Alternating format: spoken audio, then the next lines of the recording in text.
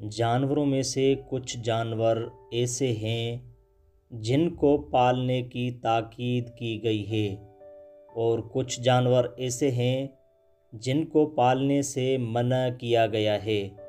ان میں سے ایک کتا ہے جس کو پالنے سے، گھر میں رکھنے سے منع کیا گیا ہے۔ اس کی علت کیا ہے؟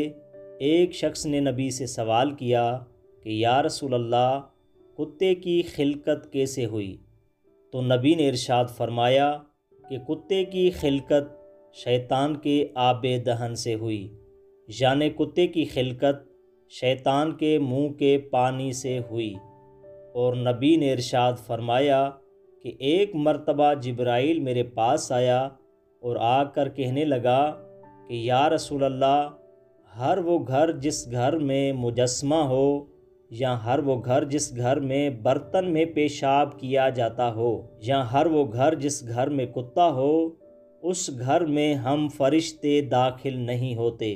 بس یاد رہے کہ جس گھر میں فرشتے داخل نہیں ہوتے اس گھر سے برکت ختم ہو جاتی ہے، اور اس گھر میں رہنے والے افراد کی دعائیں قبول نہیں ہوتیں۔